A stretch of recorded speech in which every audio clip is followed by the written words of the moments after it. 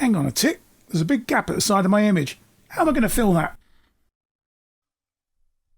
I know, I'll use the clone stamp tool.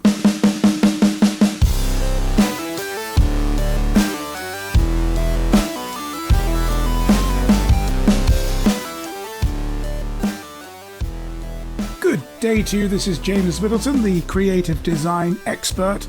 Today we're going to be looking at using the clone stamp tool in Adobe Photoshop to fill this gap along the side of the image here. I'm going to show you the best way of using it and the ways that you should not be using it.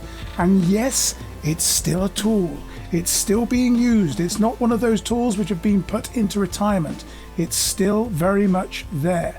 So without further ado, we're going to move on to Adobe Photoshop and use the clone stamp tool to fill this area. Right, I'm going to start by zooming in a little, Control plus just to zoom in to see what we've got going on here. And as you can see, there's a bit of grass missing. There are ways of doing this. There's lots of ways of fixing this issue. But just for the sake of this short tutorial, I'm going to use just the clone stamp tool, which can be found here on the tool palette. If you're in doubt and you can't find it, click on S on your keyboard, right click on the clone stamp and make sure that you have clone stamp tool selected and not pattern stamp tool selected. Okay, so how are we going to replace this area here using the clone stamp tool? Well, what I'm going to do effectively is take from a good area and paint that good area, those good pixels, onto the missing pixels. Maybe I'll start with something simple, maybe the clouds, for instance. I'm just going to zoom out a little, Control minus, and I'm going to increase the size of my brush even using the parenthesis keys next to the return key on my keyboard. I'm going to start with a nice large brush. I'm going to right click, make sure that the hardness is set down to 0. And I'm going to look for an area that I'm going to use as my source material to paint over to the targeted area. So I'm going to take from here and I'm going to take that information and paint it over here. And I do that quite simply by holding down the Alt key and clicking, left mouse clicking on that area there. Taking my finger off the Alt key, I'm going to move over, and as I do so, you can see I actually get a preview of what I'm going to get. So if I now start painting, that's left click, you can see that that information is copied over, and you can even see where it's coming from because there's a small target following my brush. Good, and I'll do the same here as well. I'm going to take from that horizon line, try and line it up as best as possible. Like that. And I'm just going to fill that area in to begin with. And then I'm going to go over it afterward. Just getting rid of anything which doesn't look right, any repetitive patterns appearing in the cloned area. So maybe over here, just push that out there. I don't want to see any patternation, any repeating, any sort of wallpaper effect. So I'm going to be very careful just to sort of randomize it. Now you can see here that there's a bit of blotchiness. This is too dark compared to this area here. So what I'll do is I will reduce the opacity of my brush to whatever. I mean, it could be, I could put it at 30%, for instance. Take from here and then just paint over here, and that just gives you a subtle build-up. Rather than it being a sudden application of cloned information, it just becomes a subtle build-up. So don't forget, use opacity to gradually build up a cloned area. This bit of the C looks a bit dodgy as well, so again I'm going to put the opacity down. I'll go for 40%. I'm using the numerical keys on my keyboard to do so. It's quicker.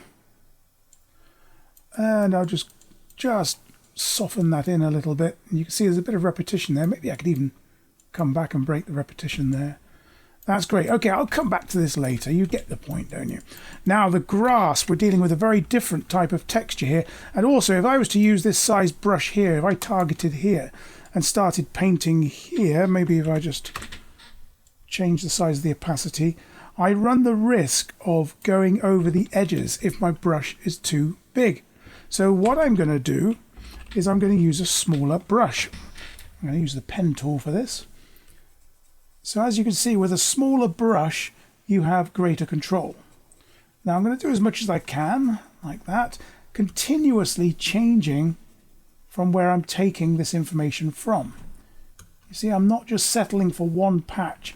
I'm just going back and revising and revising and revising. I'm going to try and blend that in a little bit. Not doing a perfect job here, but can you see, constantly changing, constantly finding new sources of information. And by doing so, because I'm constantly alt-clicking elsewhere, I'm getting quite a randomized effect. You can't see any patternation. Just going to have to ignore the slightly blurred edges there where there's a bit of lens distortion. But continuously changing where I'm taking this information from. That is the key. I'm not settling on one point. I know I've repeated myself a few times there, but it's so important, it's so critical that you get that right. Otherwise you end up with something which looks entirely digital and artificial.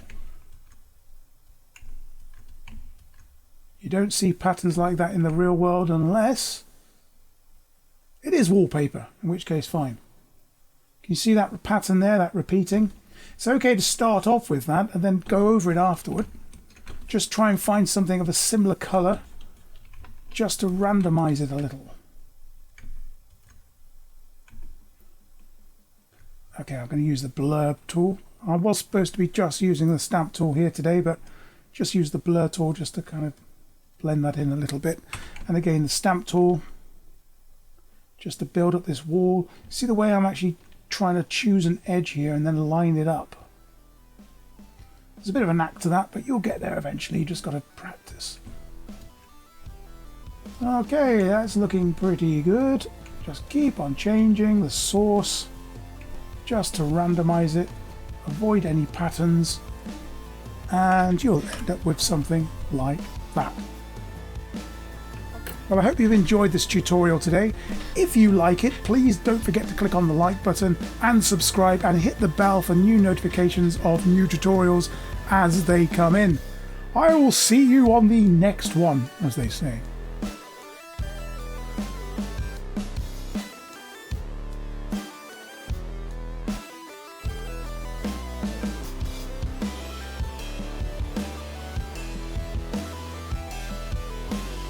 What if I could be cloned?